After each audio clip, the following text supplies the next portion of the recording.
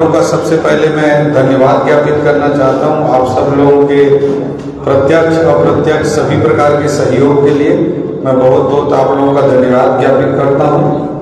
व्यक्तिगत स्तर पर भी और पार्टी की ओर से भी बहुत बहुत मैं आप सब लोगों का धन्यवाद ज्ञापन करना चाहता हूं। आज की जो प्रेस कॉन्फ्रेंस है वो पार्टी के निर्णय अनुसार किया जा रहा है और पूरे देश के विभिन्न हिस्सों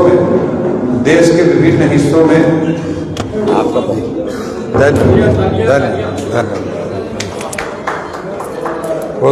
बहुत धन्यवाद। तो आज के जो प्रेस कॉन्फ्रेंस है वो देश के विभिन्न हिस्सों में हमारी पार्टी कर रही है और झारखंड के कांग्रेस के राज्यसभा सांसद धीरज साहू से जुड़े जो व्यापारिक समूह के ठिकानों पर झारखंड, उड़ीसा और पश्चिम बंगाल में 6 दिसंबर को से जो आयकर विभाग की छापेमारी हुई है उसमें 200 करोड़ रुपए से अधिक का कैश बरामद हुआ है। अभी बरामद रुपयों की गिनती चल रही है और यह राशि और भी बढ़ने का अनुमान है। ये इस रेड में देश में कानूनी तरीके से जब्त की जाने वाली सबसे बड़ी नकदी यहाँ प्राप्त होने का अनुमान लगाया जा रहा है और जब्त नोटों की संख्या इतनी अधिक है कि इसे गिनने के लिए जो आइए श्रीकांत भाई आइए, इसे गिनने के लिए जो मशीनें लगाई गई थी वो मशीनें भी खराब हो गई, गिनते गिनते मशीनें खराब हो गई। इस तरह की स्थिति उत्पन्न हुई है।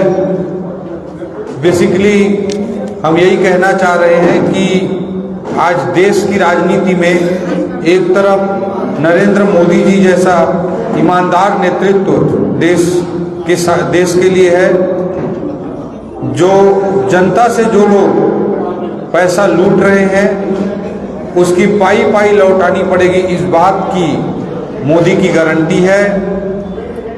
जनता से लूटे हुए पैसे का हिसाब हर रोज लिया जाएगा, ये मोदी की गारंटी है। कांग्रेस ने अपने नेताओं को करप्शन का एटीएम बना रखा है, यह घटना इस बात का प्रमाण है।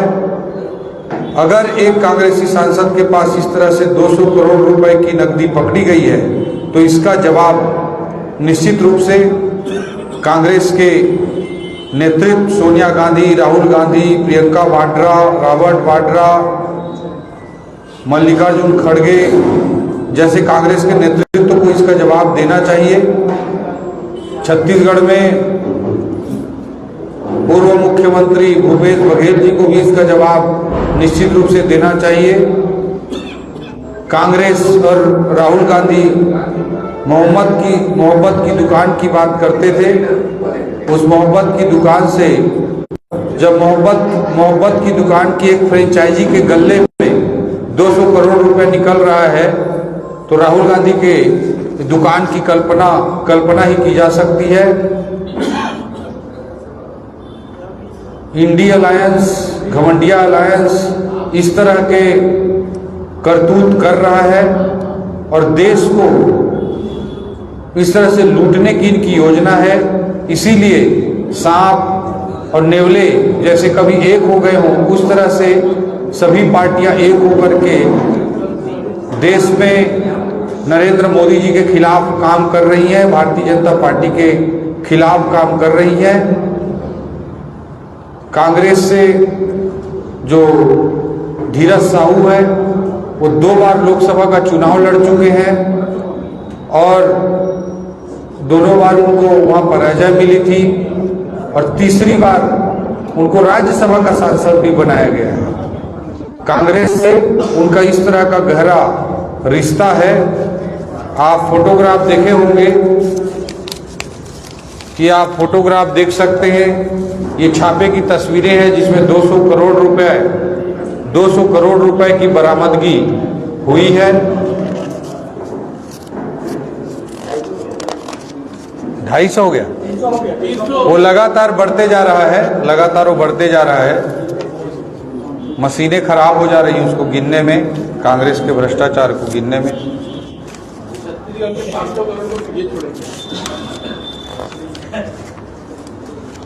इंडी अलायंस से जुड़े हुए अन्य मामलों में उदाहरण के तौर पर मैं रखना चाहूँगा, बेंगलोर में कांग्रेस नेता के रिश्तेदार के घर से 42 करोड़ रुपए कैश मिले थे।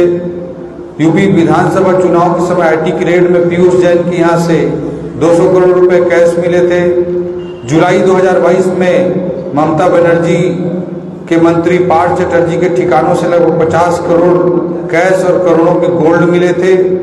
142 करोड़ रुपए चेन्नई में आयकर विभाग की छापेमारी के दौरान जब्त किए गए थे। जून 2022 में सत्येंद्र जैन के ठिकानों से भी 133 सिक्के और 2 करोड़ 82 लाख रुपए कैश मिले थे। झारखंड में मई 2022 में ईडी की छापेमारी में अधिकारियों के घर से 20 करोड़ से अधिक का कैश बरामद हुआ था। कानपुर में आयकर छापे में बंद हो चुके 500 और 1000 के 95 करोड़ बरामद हुए थे। झारखंड में इंडी गठबंधन के सरकार में मनरेगा में 550 करोड़, कोयला आवंटन घोटाला, अवैध खनन में 1500 करोड़, ग्रामीण विकास निधि में 1500 करोड़, भूमि घोटाला में 3000 करोड़, शराब में 1500 करोड़ के घोटाला सहित कई घोटालों के मुद्दों को हम लोग लगातार आप लोगों के बीच में, जनता जनार्दन के बीच में सामने लाते रहे हैं। जो ये रेड हुई थी, इसमें आयकर विभाग के 40 सदस्यीय टीम ने बुधवार की सुबह 6:30 बजे से धीरज साहू के व्यापारिक समूह के 10 ठिकानों पर उड़ीसा के बौद्ध, बोलांगीर, रायगढ़ व संबलपुर के अलावा झारखंड के रांची, लोहरदगा और कोलकाता में एक साथ छापेमारी शुरू की थी। कार्रवाई अभी भी जारी है। धीरज साहू की शराब बनाने वाली company Baldev Sahu and group of companies पर आयकर विभाग की छापेमारी की गई है। साहू ग्रुप में सांसद के परिजन शामिल हैं। Baldev Sahu and group of companies में सीधे तौर पर धीरज साहू के अलावा उनके परिवार के राजकिशोर साहू, स्वराज साहू परिवार के अन्य सदस्य भी शामिल हैं। धीरज साहू तीसरी बार राज्यसभा सांसद बने हैं। धीरज साहू के रिश्तेदारों के नाम पर उड़ीसा में शराब का बड़ा कारोबार है। Baldev Sahu and group of companies मूल रूप से लोहरदगा की है। इस कंपनी ने 40 साल पहले उड़ीसा में देसी शराब बनानी शुरू की थी। कंपनी की बौद्ध डिस्टिलरी प्राइवेट लिमिटेड की साझेदारी फर्म है। इसी कंपनी की Baldev Sahu infra private limited, fly ash bricks, quality partners private limited और Kishore Prasad Vijay Prasad beverage private limited जैसे और ग्रुप भी सम्मिलित हैं।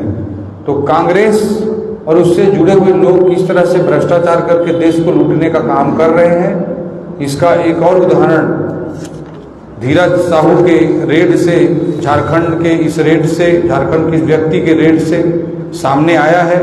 और ये सब लोग मोदी जी को केवल और केवल इसलिए उनके विरुद्ध लगे हुए हैं कि अपने आर्थिक और भ्रष्टाचार से कमाए हुए अकूत पैसों को बचा सकें।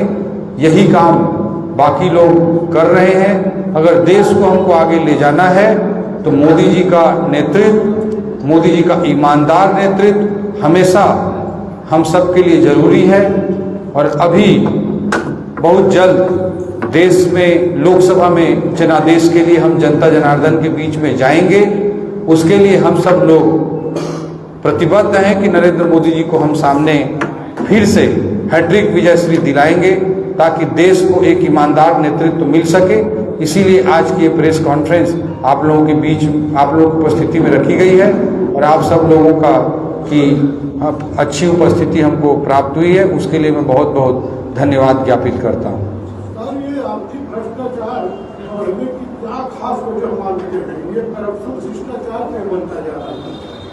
ये कांग्रेस के राज